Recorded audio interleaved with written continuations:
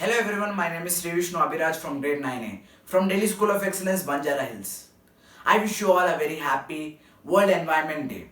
We all know that Earth is made up of many ecosystems, and these ecosystems consist of plants, animals and different environment conditions.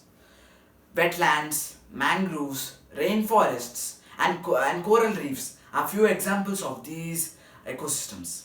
Ecosystems maintain a delicate balance. Various human activities like deforestation threaten to destroy the world's ecosystem. Realizing the importance, the theme of World Environment Day 2021, Reimagine, Recreate and Restore, as this year marks the beginning of the United States decade on ecosystem restoration. Ecosystem restoration is a process of assisting recovery of ecosystems that has been degraded, damaged and destroyed. Restoring adopts a holistic approach focused on all elements of ecosystems such as soil, flora, fauna, etc. This helps an ecosystem to regenerate. World's largest ecosystem restoration project is the Great Green Wall, which is an African-led movement to green the entire width of Africa, a very dry region. The Great Green Wall aims to bring people together, restore degraded land and promote sustainable development. It's no longer simply about planting trees.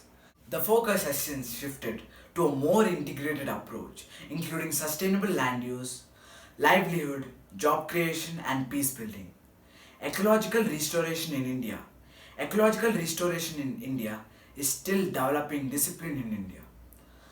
India has a very ambitious target of restoring 26 million hectares of degraded land by 2030.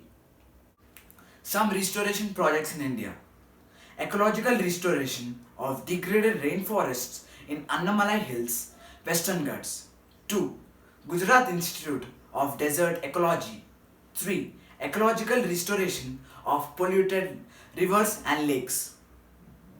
It's time to learn what tiny Bhutan can teach the world about carbon negative.